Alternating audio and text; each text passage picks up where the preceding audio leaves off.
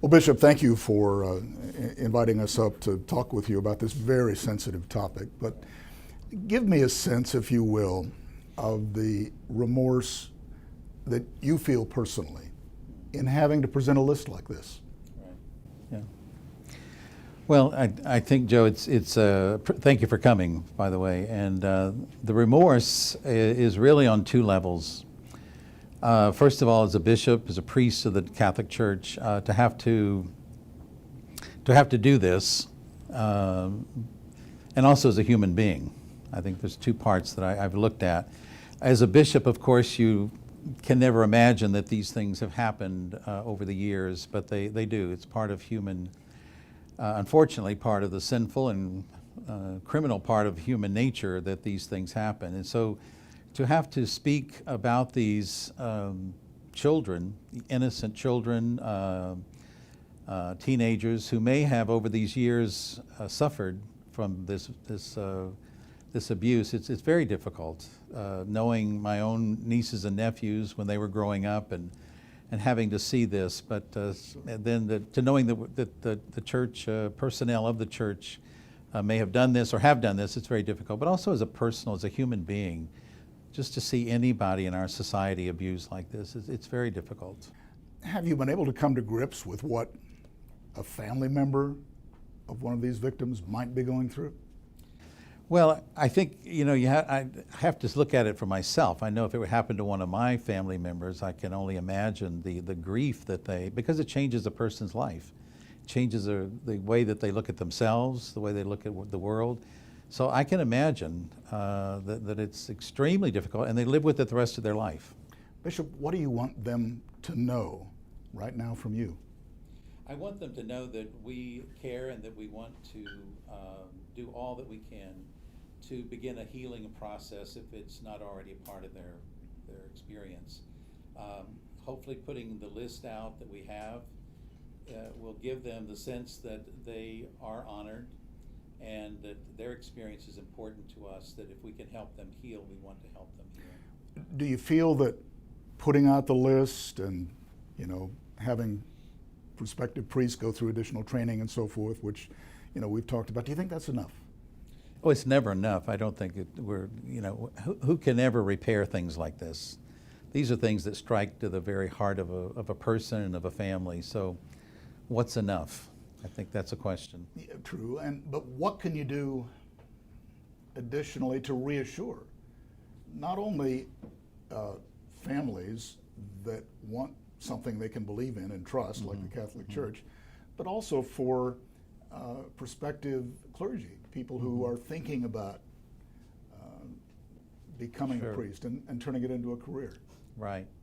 Well, I can say that what we have done over the past 15 years, 20 years in the church is set up an educational process that everyone has to go through about child abuse. Even the children are trained through our schools, our religious education programs.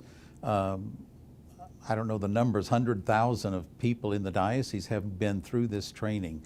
Is to try to create a better environment, and for those who are coming forth to look at the seminary, to be a priest, they amaze me. One of them said that we're going to make the church better. Because I asked him, why would you come in at this time? And he said, oh, we're going to make it better. So, have you ever pondered the question why? Why priests, male priests, have had a disproportionately large share in this problem? I have, but I would say that it's probably not disproportionate. I don't think that we've come out with enough statistics in society to put it on one group of people, such as Catholic priests or anybody. I think this, to me, this is a huge problem that we're not addressing nationally, locally. Abuse in the home, abuse in schools, abuse in organizations. This is a huge, huge problem, and that's what I've come to understand through all of this.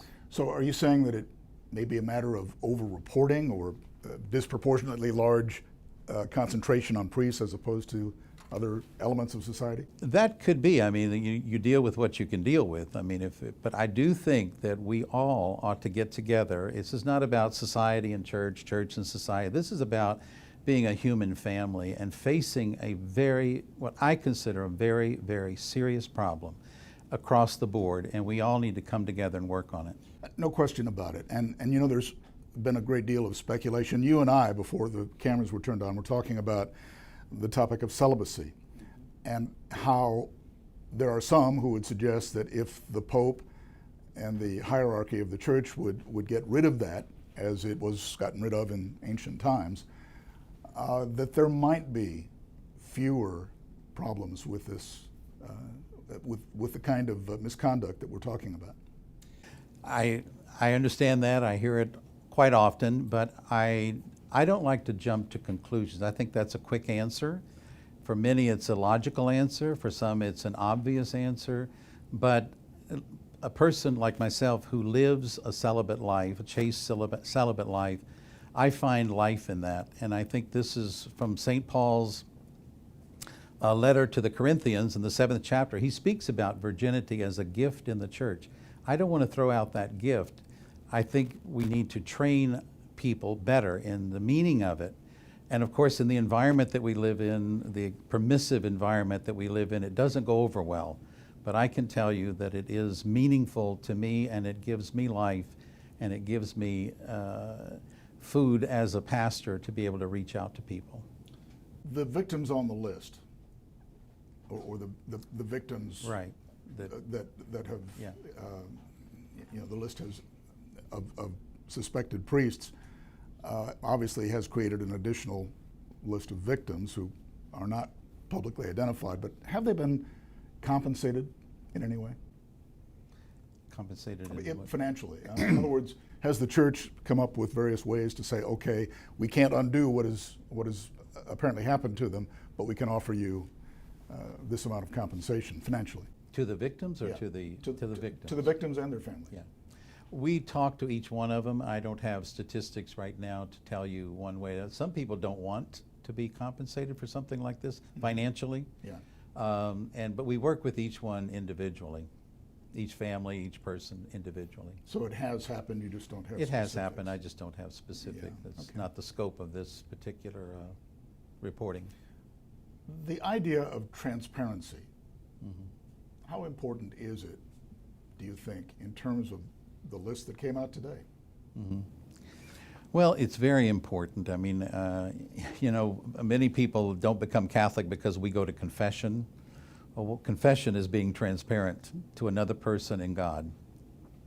And I've really seen this myself as a similar practice, that we want to be transparent because we want to open up the wound that is there, and only there can there be healing. If we know the problem, we can embrace it and try to reconcile it and do it. But that's what confession is. So in some ways, this is like a confession for us. All right. Well, sum up, if you will, what the church has done today and the impact you think it's going to have. Mm. Well, I think we all know over the years, I think since I came to Corpus Christi, this has been top and center, in the morning shows, reporting, radios, and it's been hurtful. I mean, to me, not that I'm defensive about it. I mean, it hurts to hear that my church is going through this.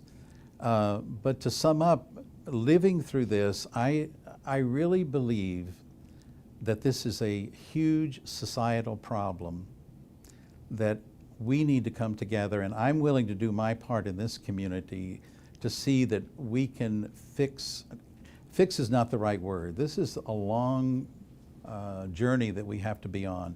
But if we pull together and stop pointing fingers, judging back and forth, one or the other, everyone's involved in this. We, have come forward and have now been transparent with what we have and what we've experienced. But I don't think any experience like that should remain for us. I'm willing, and I know our staff is willing, to help the community in any way we can, in any sector of the community, to stop this abuse in wherever it is in our community.